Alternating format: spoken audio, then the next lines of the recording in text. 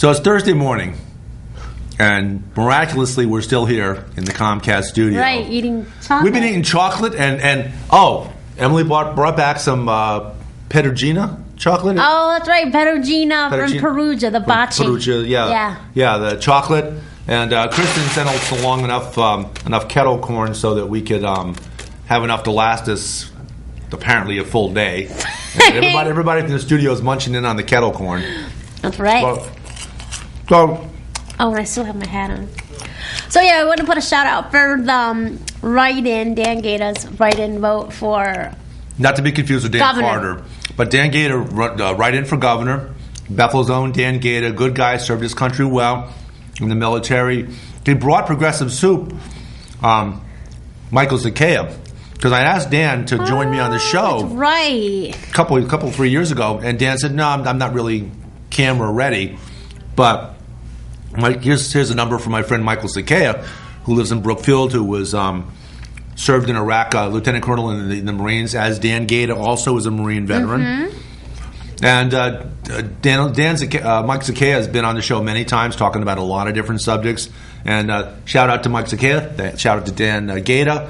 And again, Dan, governor, write-in candidate for governor. And what were you saying? You can't actually write a person's name in?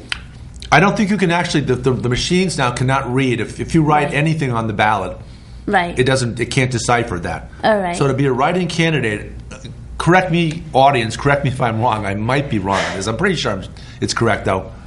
That in order to be a write-in candidate, you have to actually get information into the Secretary of the State's office. Right. And your name has to be on the ballot, physically written on the ballot already. Right.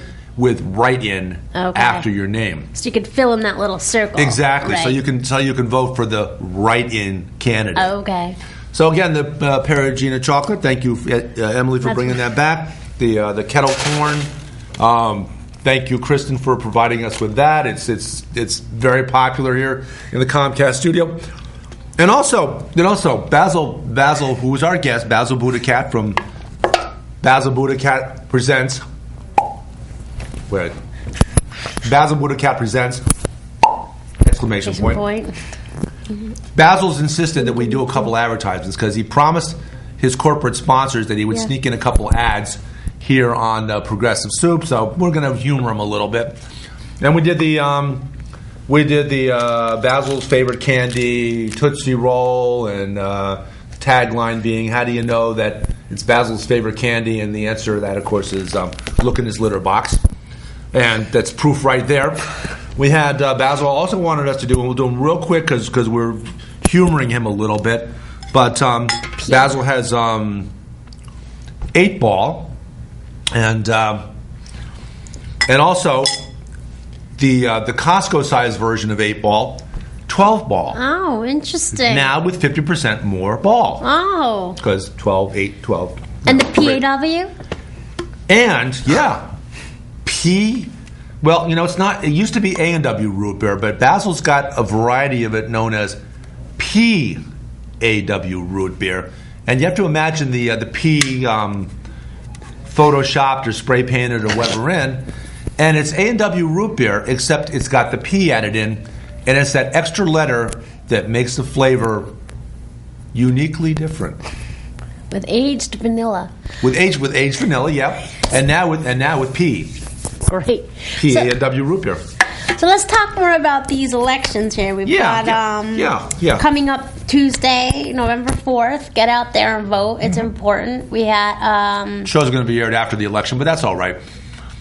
So mark your calendar for the local elections for next year. That's right. And kick yourself once for not voting this year if you didn't. Pat yourself on the back if you did. Kick yourself in the arse if you didn't.